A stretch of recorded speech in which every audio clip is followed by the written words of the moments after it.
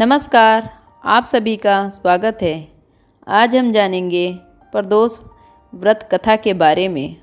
तो आइए सुनते हैं प्रदोष व्रत कथा। प्राचीन काल में एक गरीब पुजारी हुआ करता था।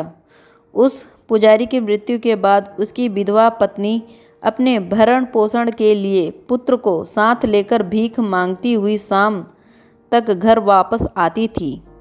एक दिन उसकी मुलाकात विदर्भ देश के राजकुमार से हुई, जो कि अपने पिता की मृत्यु के बाद दर दर भटकने लगा था। उसकी यह हालत पुजारी की पत्नी से देखी नहीं गई। वह उस राजकुमार को अपने साथ अपने घर ले आई और पुत्र जैसा रखने लगी। एक दिन पुजारी की पत्नी अपने साथ दोनों पुत्रों को सांडिल्य ऋषि के आश्रम ले गई। वहां उसने ऋषि से शिव जी के प्रदोष व्रत की कथा और विधि सुनी तथा घर आकर वह भी प्रदोष व्रत करने लगी। एक बार दोनों बालक वन में घूम रहे थे। उसमें से पुजारी का बेटा तो घर लौट आया, परंतु राजकुमार वन में ही रह गया।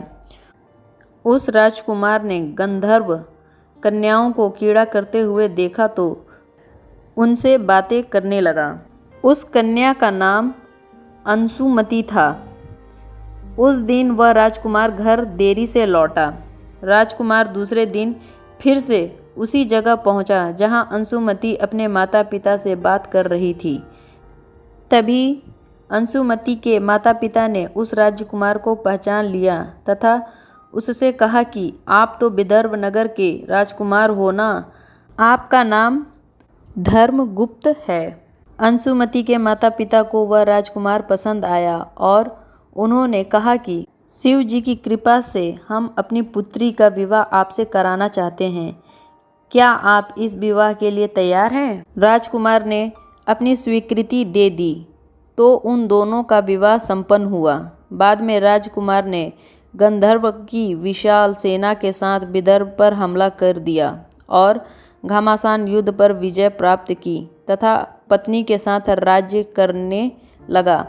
वहाँ उस महल में वह पुजारी की पत्नी और पुत्र को आदर के साथ ले आया तथा साथ रखने लगा। पुजारी की पत्नी तथा पुत्र के सभी दुख व दरिद्रता दूर हो गए और वे सुख से अपना जीवन व्यतीत करने लगे।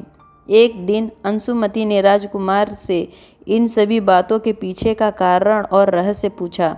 तब राजकुमार ने अंशुमति को अपने जीवन की पूरी बात बताई और साथ ही प्रदोष व्रत का महत्व और व्रत से प्राप्त फल से भी अवगत कराया। उस दिन से प्रदोष व्रत की प्रतिष्ठा व महत्व बढ़ गया तथा मान्यता अनुसार लोग यह व्रत करने लगे। कई जगह पर अपनी श्रद्धा के अनुसार स्त्री पुरुष दोनों ही यह व्रत करते हैं। इस व्रत को करने से मनुष्य के सभी कष्ट और पाप नष्ट हो जाते हैं एवं मनुष्य को अभीष्ट की प्राप्ति होती है। ऐसे और रोचक वीडियो देखने के लिए चैनल को लाइक करें और सब्सक्राइब करना ना भूलें। धन्यवाद।